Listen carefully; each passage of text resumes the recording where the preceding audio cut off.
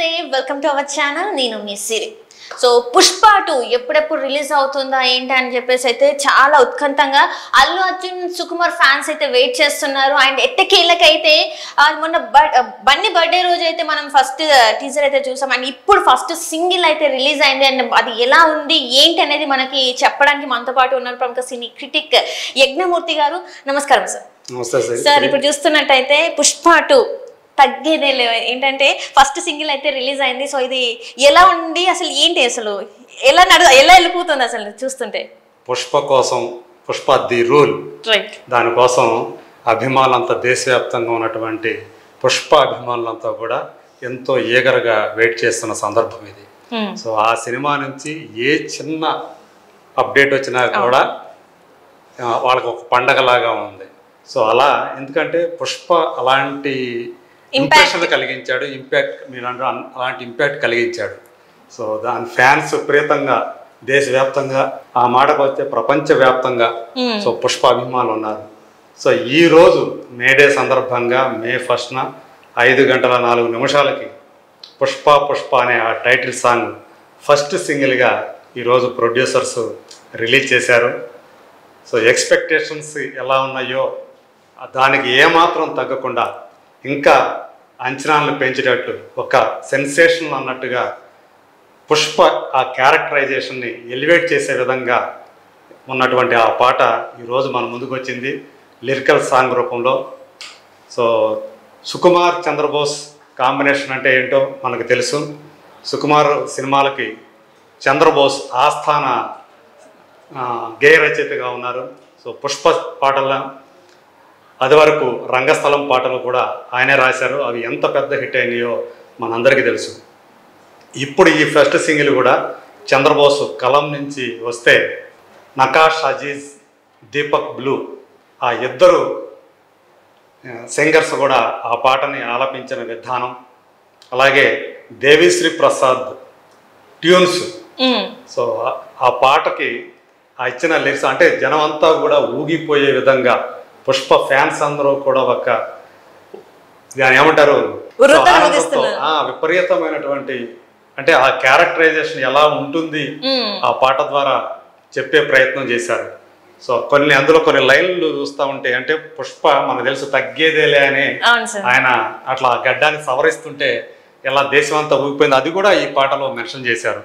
నువ్వు గడ్డం అట్లా సవరిస్తుంటే దేశం దద్దరిల్లే, నువ్వు భుజమే ఎత్తి అంటే ఆయనకి ఈ సినిమాలో ఆ మేనరిజం కూడా పెట్టారు, భుజం కొంచెం పైకెత్తి నడుస్తూ ఉండటం కూడా.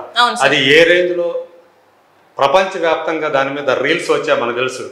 సో డేవిడ్ వార్నర్ లాంటి ఆస్ట్రేలియన్ క్రికెటర్ ఆ పాటకి అంటే శ్రీవల్లి పాటకి ఆయన ఎంత అభిమానం, ఆయన దేవుడు దాన్ని రీల్స్ చేసి సో తన అభిమానం ఎలా చాటుకున్నాడో మనం చూసాం.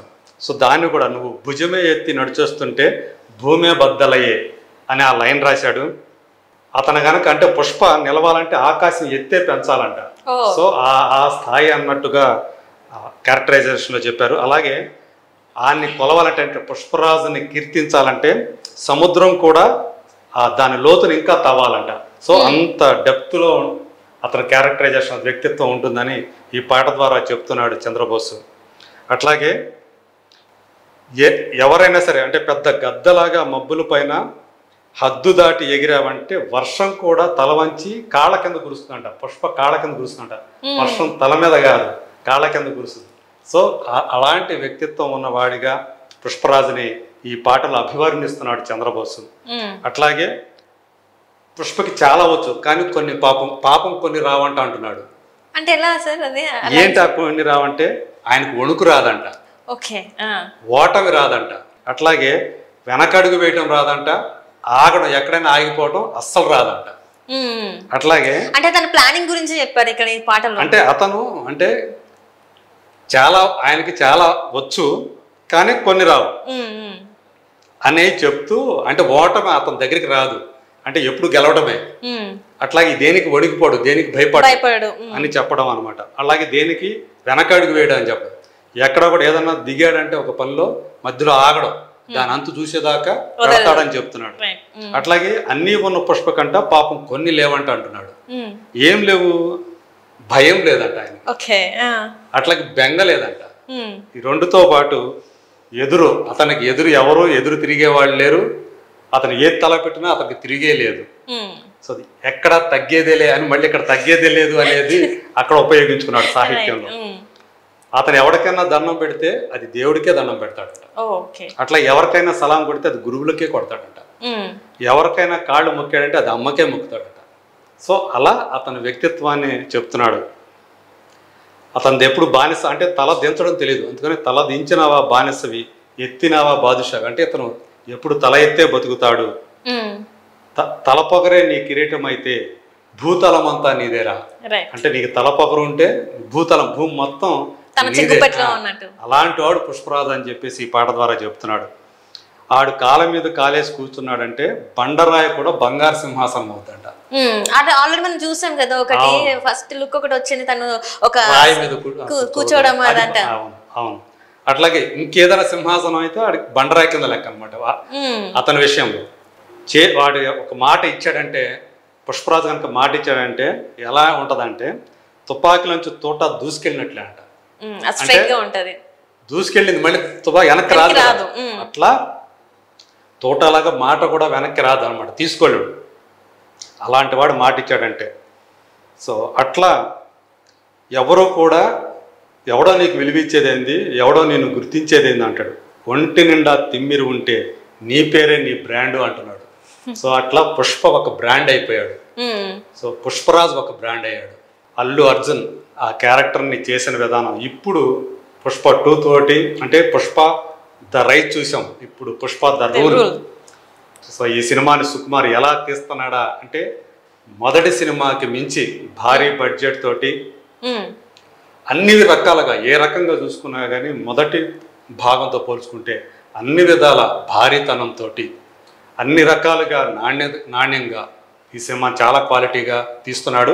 అంటే ఇదివరకు కేవలం తెలుగు సినిమానే తీశాడు, ఇప్పుడు అట్లా కాదు, మొత్తం పాన్ ఇండియా ఫిలిం తీస్తున్నాడు. దేశమంతా చూసే సినిమా, ముందే ఎక్స్పెక్టేషన్స్ ఉన్న సినిమా తీస్తున్నాడు.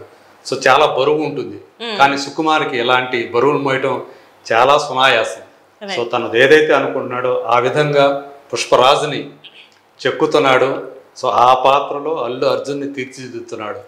సో చంద్రబోసు సాహిత్యం, దేవిశ్రీ ప్రసాద్ సంగీతం ఇచ్చినటువంటి ఈ పాట పుష్పరాజు యొక్క అతని వ్యక్తిత్వాన్ని, అతని బలాలేంటి, అతని బలహీనతలు ఏంటి అనే విషయాన్ని, బలహీనతలు అంటే ఏమి కాదు, అవి కూడా నిజానికి బలహీనత కాదు, అవి కూడా బలాలే.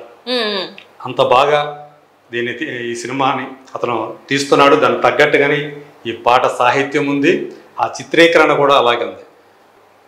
అతను తెలుసు పోలాండ్ అతను సినిమాటోగ్రాఫరు, అతను మొదటి భాగాన్ని ఎలా తీశాడో అంతకు మించిన ఆకర్షణీయంగా ఈ సినిమాని మలుస్తున్నాడు అని చెప్పేసి మనకు అర్థమవుతుంది.